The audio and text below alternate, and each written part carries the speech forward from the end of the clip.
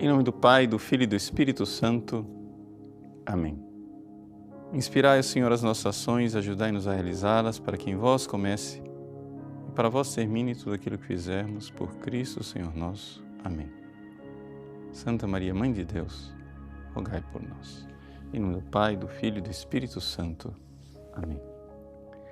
Muito bem, nesta direção espiritual eu gostaria de falar para você a respeito de uma virtude importantíssima, que é a condição de nós passarmos para a vida da santidade. Chama-se hipomoné.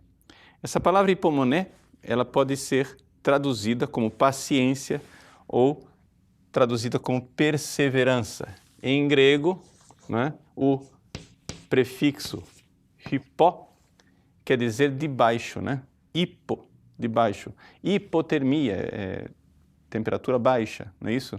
Hipo. Agora, moné quer dizer que permanece debaixo de algo.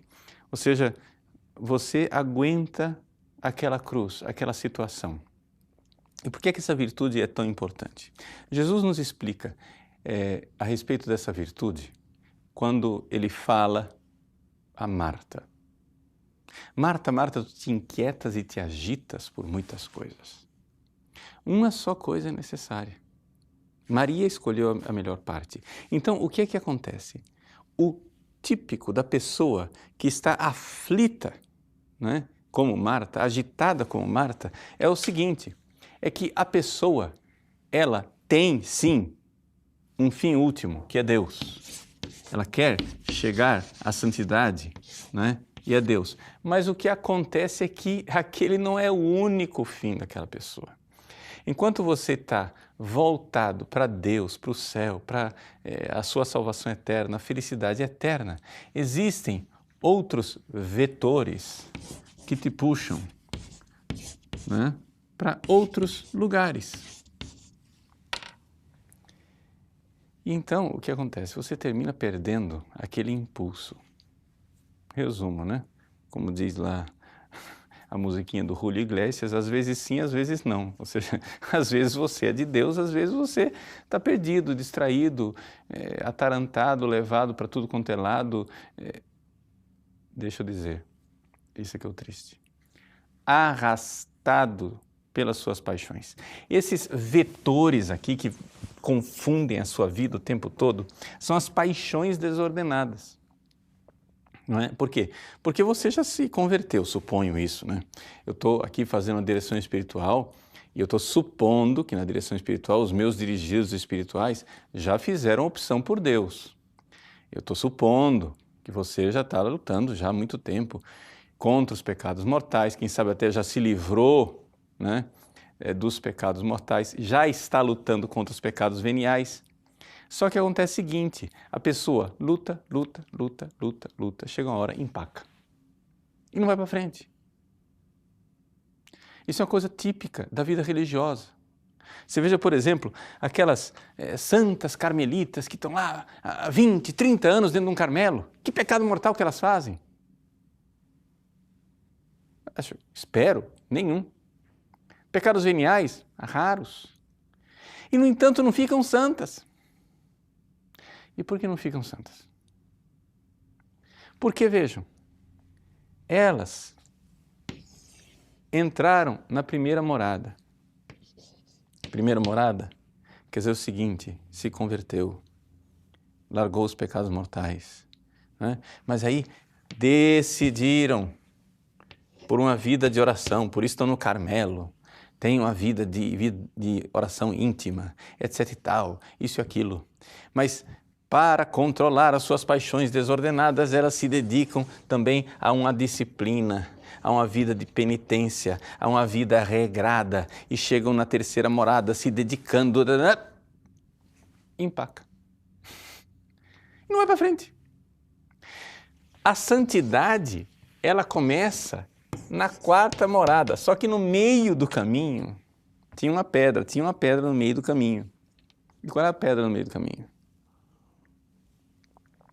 É essa paciência divina que a gente tem que alcançar. É a paciência do próprio Cristo que diz: aprendei de mim, que sou manso e humilde de coração. Jesus diz isso no Evangelho, quando ele diz: quem perseverar até o fim será salvo. Se você for lá no grego, a palavra que está lá não é perseverança. A palavra que está lá é o verbo hipomoneo, de hipomoné. Quem tiver hipomoné até o fim será salvo. Mas até o fim aqui não é o fim da vida. Até o fim quer dizer aqui, ó, até o fim dessa passagem, até o fim desse túnel. Porque aqui, entre a terceira e a quarta morada, aqui na quarta morada começa a santidade de verdade. Tem esse negócio aqui que a pessoa tem que aprender realmente a ser pacífica interiormente, embora o mundo esteja agitado e despencando ao redor dela. Você vai dizer assim: mas padre, isso é impossível. E eu vou dizer: meu filho, é verdade, é impossível. O que é impossível para os homens é possível para Deus. Por quê? Porque essa é a diferença do santo e do não santo, entendeu? Esse pessoalzinho aqui, eles vão ser salvos, tá? Quem morrer na primeira morada, na segunda morada, na terceira morada, vão ser salvos. Só que vão para o purgatório, ó, laçar no purgatório, enquanto não prepara para o céu. Por quê? Porque não foram santos nessa vida. Não quer dizer que a pessoa da quarta morada não tenha purgatório de jeito nenhum. Isso é outra conversa. Mas o que acontece é o seguinte: não chegaram na santidade. E a santidade, a gente chama uma pessoa de santo só a partir da quarta morada, né? Porque Deus fez uma modificação. Porque a partir da quarta morada, a pessoa começa a agir de forma divina.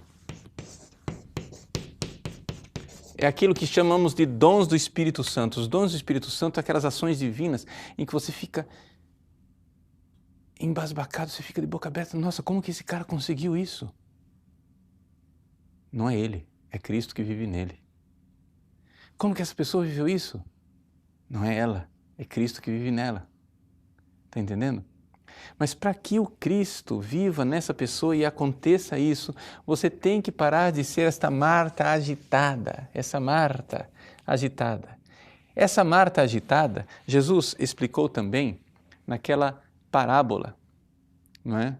Do semeador. O semeador saiu para semear e ele lançou a semente. Quando ele lançou a semente, teve gente que nem ouviu. A pessoa que não ouviu é aquela que Jesus disse que o passarinho foi, a semente caiu no meio da estrada, o passarinho foi lá, comeu a semente e levou embora. E Jesus explica: esse passarinho é o diabo, que pega a semente e leva embora, a semente nem brota, né? Não acontece. É isso. Aí, só que acontece que tem gente que ouve e brota. Opa! Aconteceu que brotou. Tá? Essas pessoas que brotam a semente e que ouvem a semente, ouvem a palavra, essas pessoas, se elas vão ouvindo a palavra, elas não somente deixam de ter, estão em estado de graça, deixam de ter o pecado mortal, que é a primeira morada, mas elas começam a ter uma vida de oração frequente, que é o próprio da segunda morada. Qual é a diferença da primeira e da segunda morada? A primeira morada é o seguinte: você está em estado de graça, você está na primeira morada. Começou a rezar mais, a ter uma vida de oração séria, diária, íntima com Deus, você está pondo o pé na segunda morada. Está começando, né, a ser melhor do que a maior parte dos cristãos que, infelizmente, não tem oração diária, íntima. E aí? Aí, esta oração vai ter que começar agora um processo de purificação que acontece aqui na terceira morada. É na terceira morada que você começa a pegar esses vetores aqui, todos tortuosos, e com seu esforço, claro, sempre com a ajuda da graça, mas com seu esforço das virtudes humanas e infusas, você começa a virar tudo na direção certa. Você vai dizer, não, eu tenho um problema de gula. Aí você começa a dizer, não, eu vou comer em ação de graças, por amor a Deus. Aí eu tenho um problema com o sexo. Você diz, não, eu vou praticar o sexo no meu amor a Deus só com a minha esposa para levar os meus filhos para o céu. Você tem um problema, sei lá, de apego ao dinheiro. Você diz, não, eu vou começar a usar meu dinheiro somente para servir a Deus, etc, etc. Sim, isso é maravilhoso, isso vai acontecendo. Você vai dirigindo as coisas e vai deixando aos poucos de ser aquela Marta agitada, desesperada no meio das panelas e começa a ouvir a palavra de Deus, começa a fazer de Jesus a sua finalidade última. Só que acontece o seguinte, infelizmente esse seu esforço é bom, é necessário, mas não é suficiente. Você tem que se esforçar mais ainda, mais ainda, mais ainda, até que bate no teto, você vê que não dá mais. Tem que ser agora a misericórdia de Deus e Deus vai te dar essa paciência milagrosa dos santos. Porque se você for olhar lá na parábola do semeador, é isso. Primeiro tipo de terreno. O passarinho levou embora, a pessoa nem ouviu a palavra, quer dizer, ela nem quis meditar a palavra. Segundo tipo de terreno, caiu no pedregulho.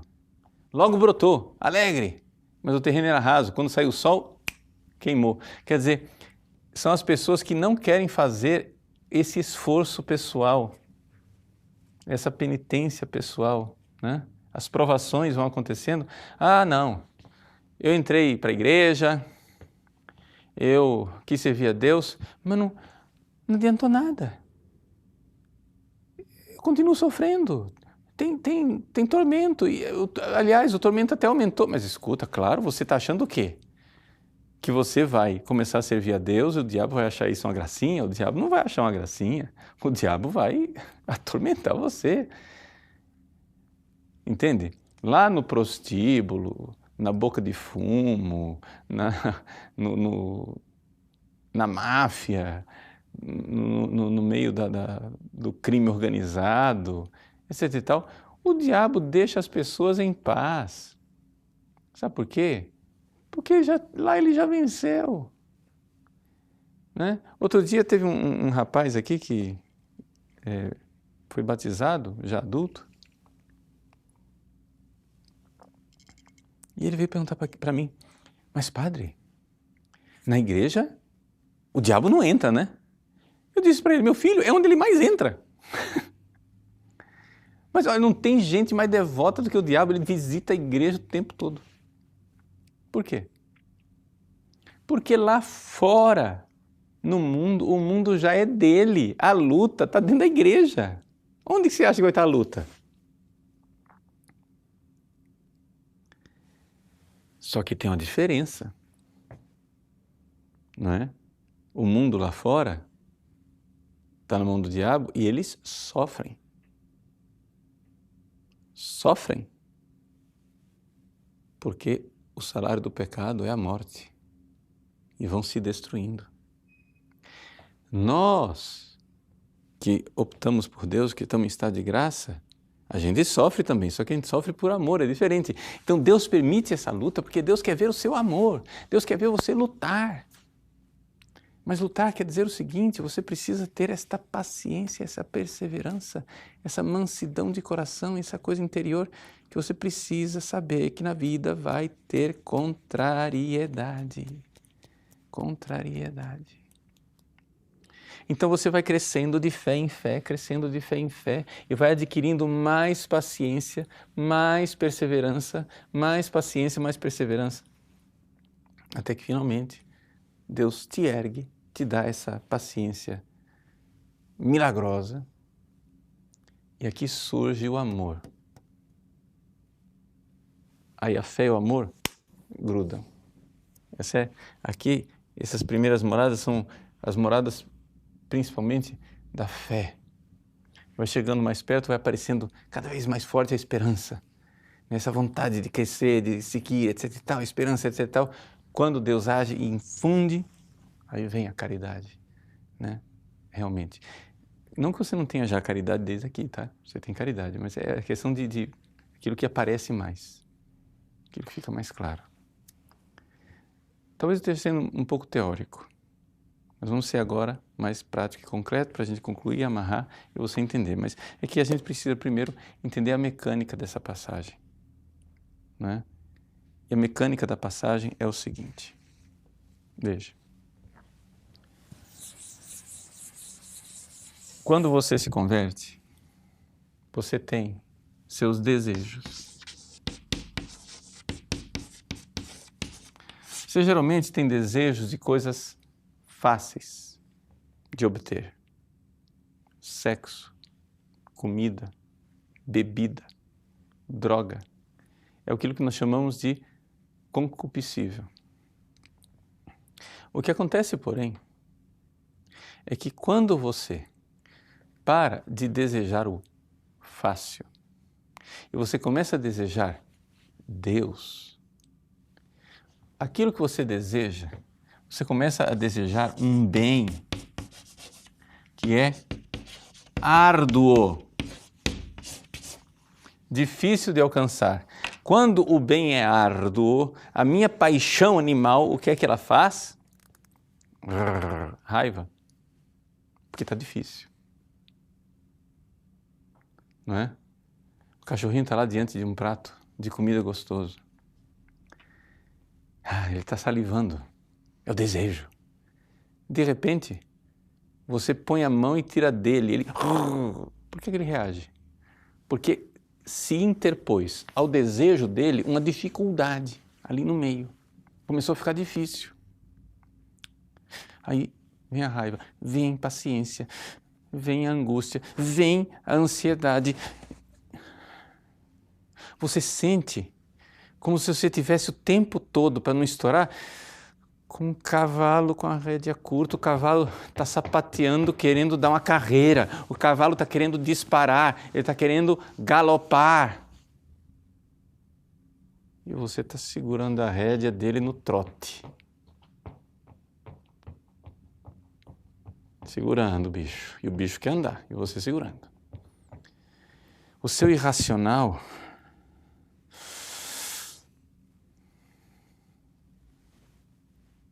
a pessoa telefona para você. Você diz alô, aí ela te pede aquele negócio que você não quer dar. Por exemplo, seu tempo. Aí você diz, pois não, com aquela educação, mas dentro de você está assim. Dentro de você, dá vontade de pegar o telefone, jogar no chão e pisar em cima. Você não está pecando, você não está desejando mal para a pessoa. Não, você está amando a pessoa. Você diz, Jesus, eu preciso amar esse ser humano que está aqui. Mas esse ser humano não tem desconfiômetro que eu agora tenho esse negócio importante. Ô Jesus, me dá paciência de responder com candura. Me dá paciência, Jesus, de responder de forma educada. Segura a rédea, e o cavalo sapateando, querendo galopar. E você segura o cavalo sapateando no lugar. O cavalo está sapateando. Pronto. Veja, o que é que eu estou descrevendo aqui? Eu estou descrevendo um esforço humano que, claro, qualquer esforço bom, principalmente para quem está em estado de graça, é sempre um esforço agraciado, Deus está ajudando você. Mas é um esforço que você faz para contrariar sua vontade e seus caprichos. E se você, enquanto contraria sua vontade e seus caprichos, diz Jesus, eu, quando vou rezar, eu não tenho essa pressa de poupar o tempo para você, para vós, Senhor, para vos amar. Eu só tenho pressa de poupar o tempo para as minhas coisinhas. Jesus, eu quero vos amar nessa pessoa agora. Jesus, eu vos adoro nessa pessoa que está agora no telefone. Vós sois o Cristo que eu estou atendendo no telefone. E coloca amor naquilo. Se você for colocando amor, um esforço, você vai vendo que as coisas vão indo na direção do bem árduo que é Cristo. Aquelas flechas desorientadas vão indo e Deus vai ajudando você. Mas isso, gente, se você tem uma vida de oração, isso vai crescendo cada vez mais. O fato é o seguinte, a maior parte das pessoas não cresce. Por quê? Elas chegam na primeira morada e evitam os pecados mortais. Chegam na segunda morada, começam a rezar. Chegam na terceira morada, fazem penitências, mas as penitências que elas querem. Não venha contrariá-las com uma injustiça, não venha contrariá-las com uma doença que elas não esperam, não venha contrariá-las com uma dívida, com um imprevisto, não venha contrariá-las dizendo, calma, que aí sobem nas tamancas, porque são muito inteligentes e racionais, começam a se justificar e fica feito cachorro correndo atrás do próprio rabo a vida inteira e não vai sair nunca da terceira morada. Enquanto não aceitar a cruz do dia a dia. Quem quiser me seguir, renuncie a si mesmo. Tome sua cruz dia após dia, renuncie a seus caprichos e me siga.